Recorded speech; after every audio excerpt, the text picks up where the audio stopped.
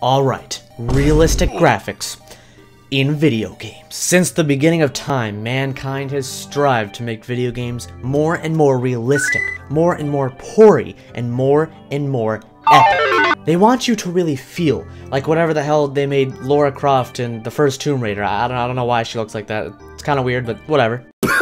We look at video games today and we see how just realistic and gorgeous they've become. With better power in these giant boxes known as consoles, games have become a lot more realistic, to the point where I can customize this dude's dick. However, games weren't always this friggin' powerful. The video game realistic graphics revolution of 1812 started to really begin during the 5th generation of consoles. Games were always more focused on more colorful and wacky graphics. Oh wow, look at this, a monkey is in 3D, motherfucker. With stuff like the Penis one, which had capabilities with discs and 32-bit hardware, and the N64 with 64-bit hardware, it allowed for much more realistic graphics. Now, do any of these games with realistic graphics during this time hold up today? Hell no. Look man, seeing Lara Croft like this must have been incredible at the time.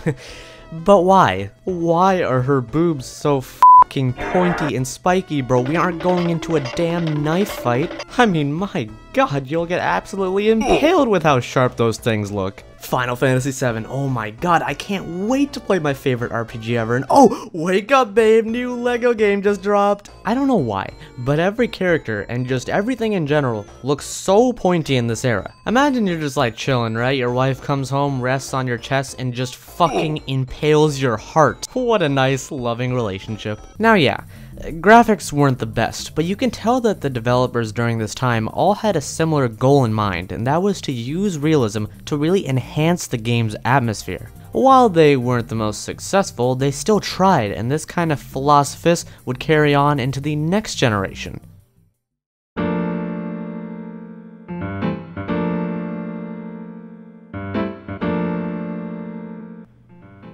A prime example in the 6th generation was the GTA series, not just the newer games, but the older ones as well. Everything in GTA 3 and onwards all has such great and realistic textures. All the humans in every game had this realistic look that is based upon what the setting of the game actually is. With something like Vice City, it's super bright and colorful, with all the people dressing up colorfully too. Whether it be some jackass down the street with a beach shirt on, like, you know, the main character, or maybe a million girls with bright, colorful bikinis on. In GTA 3, you got this more serious tone of early 2000s New York, so everyone and everything is graphically like that.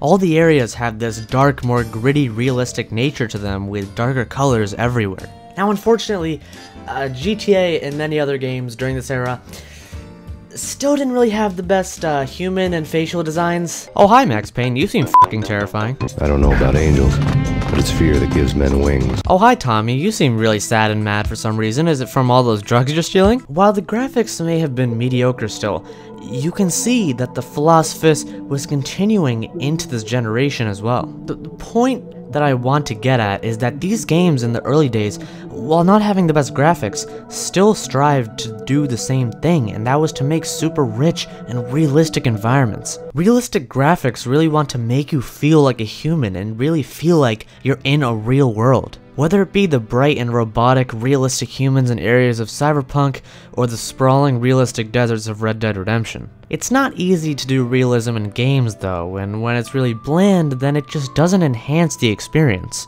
But when they actually make the graphics to complement the atmosphere and the world of the game, it makes for such an incredible experience. Rockstar Games is a developer that I think does this really well. I already mentioned GTA, but something like Red Dead Redemption is a perfect example. Using realistic graphics to create stellar, lush environments for the game to really give the atmosphere it's trying to give. Red Dead, both games, use these kind of graphics to make the world a joy to explore and accentuate that feeling of being out in the wild and finding new, awesome lands to explore, which makes the games so fantastic to play.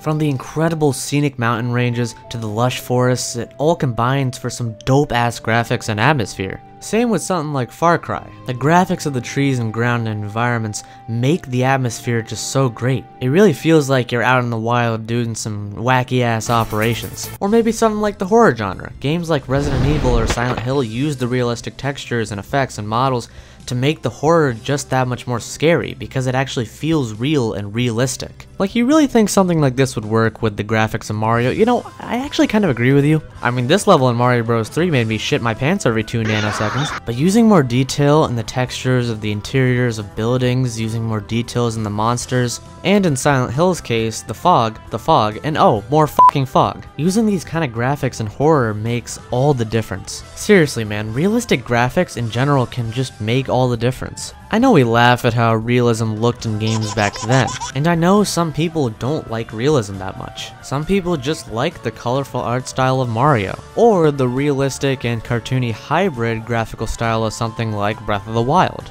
But you still can't deny how impressive it is. It's incredible to see just how much graphics have evolved. We've gotten to a point where you can actually see the pores on a character's face, where you can see the detail in the ground and the nature. It makes these worlds bloom into something greater. But like I said, some people just don't like realistic graphics, and I totally get it. More cartoony graphics and realistic ones strive to do different things. Cartoony graphics want to make the world feel much more unreal and wacky and weird, and I do like that, admittedly.